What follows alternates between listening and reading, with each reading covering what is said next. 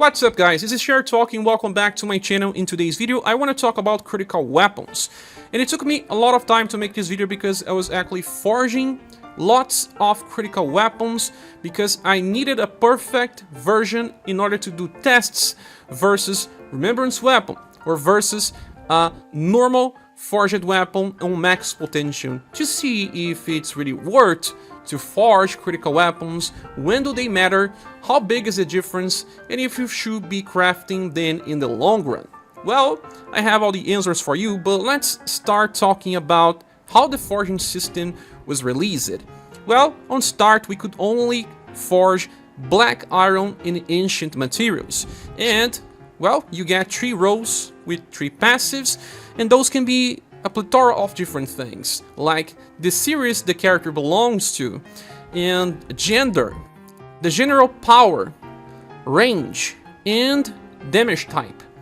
Well, there was a lot of RNG involved, some apples would be easy to use on some characters, and other ones would be a little too hard, so a lot of people took months to get what they wanted from the forging system.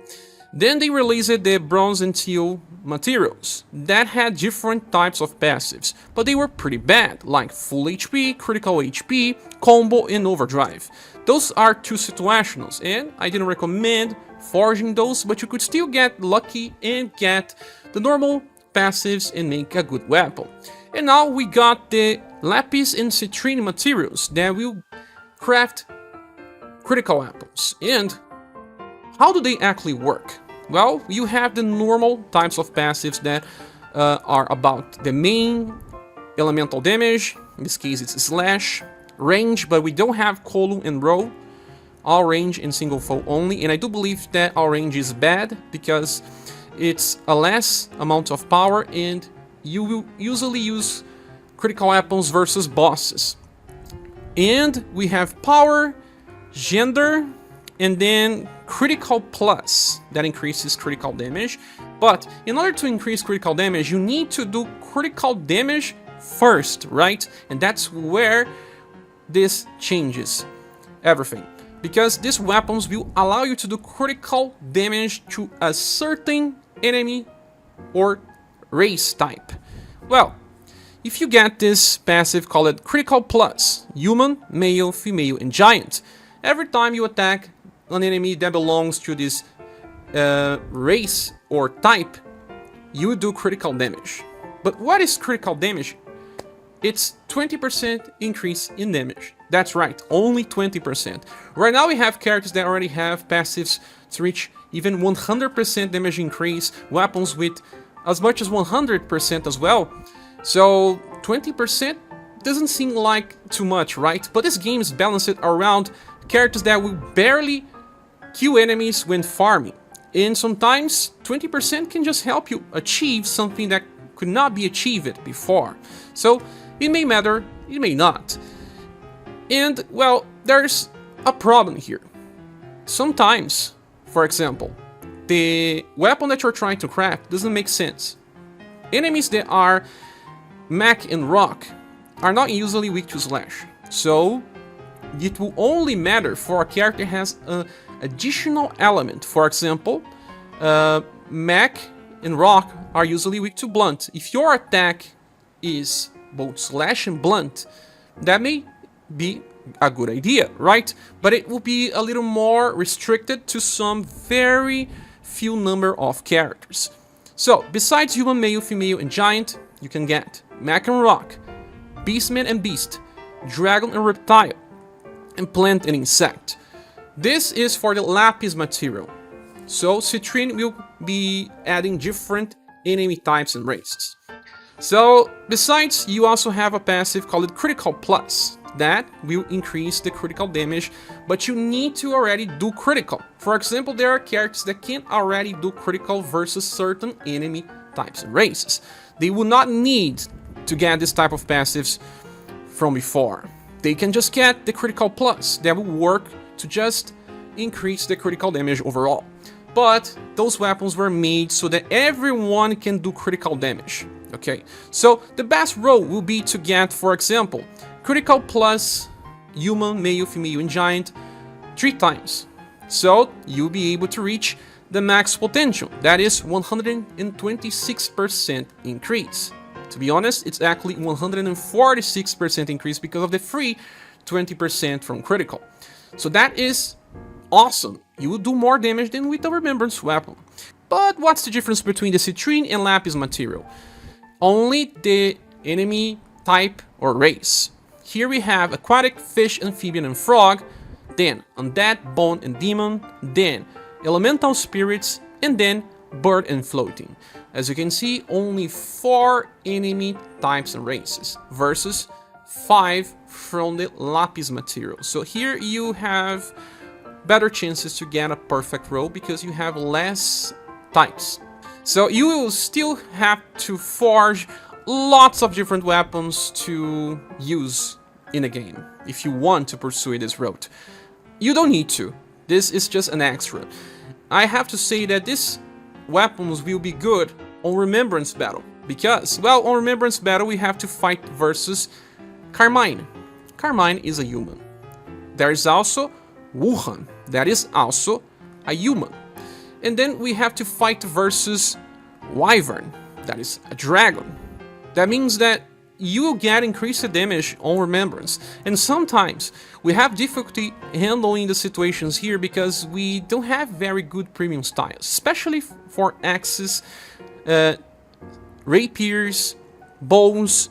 So any little help will matter. So crafting critical weapons to use on Remembrance may actually help you. Everything else is just a little more damage, and for characters that already have critical passives, it may be very interesting, but for all the other ones, well, it may help you kill enemies that you could not before, but it's usually not important. Now I'm talking about characters that have critical damage passives. You can go to rsdb.com, then go to the abilities tab, type critical on the effects, and then you see lots of characters with critical as their passives. There are also skills that give critical effects as well, but this is the most important part. Anyway, we can talk about some recent characters like the latest Aunus, and he has increase in critical damage by 50%, and when he lands a critical attack, he recovers 2 BP. That means that he benefits a lot from critical weapons. He already has some critical effects with 2 of his attacks, but you can craft any type of weapon to make him work in different content. There are more characters and more will come, so keep an eye on this. Now let's forge a little. I chose a fire citrine staff. First thing you'll notice is that you will have to spend 500 material instead of 100, 5 times more, but you won't see any A row, and you have very high chance of getting a double S row. So let's click on the forge and see what we get. Right from the start, I got a triple double S row, but, well, it's not exactly what I wanted. Our range, I don't like, because like I said, I prefer single target, and then we have critical versus aquatic and fish in gender unknown. This will be very hard to match with some characters. So let's keep doing. This is still not good. This one is cool, guys. Look, critical versus undead, bone and demon. And undead and even some bone enemies are weak to heat. And we have a heat increase in power. So this is actually very nice. Let's lock this and can use it for some fire mages.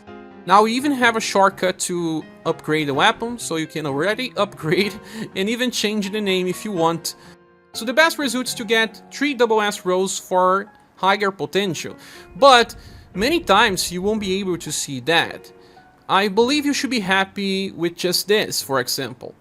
Double critical rows for an enemy type, and then a third S row that could be, again, the same enemy type, or even something like this. Male bonus, or just slash bonus, for example. That is really good because it's already stronger than a Remembrance weapon when attacking that enemy type or race. Now let's talk about the tests. I chose the Battle with Great Dragons Wayne and Dora event because this is recent and the enemy is weak to Pierce, and I had good weapons to use here. And if you want to be sure the type the enemy belongs to, click on the picture, and for example, Gwen is just a dragon, but in the case of Dora, it's a dragon, it's a float, and a female, so you can even use the female bonus or the dragon bonus. Well, I'll be running two different tests. The first one, I'll be using ScherBR with his S-Power skill Cloud Ejection. Well, he's a gun user, he depends more on the weapon power than other weapons, and he will be using this forged weapon that has 2 double S rolls and 1 S roll, but they are all for dragons. This will already do more damage than a remembrance weapon, and it's not that hard when you are forging. And the second test will be using Monica, because I have a forged perfect weapon from her event that has 36 2 times and then 30.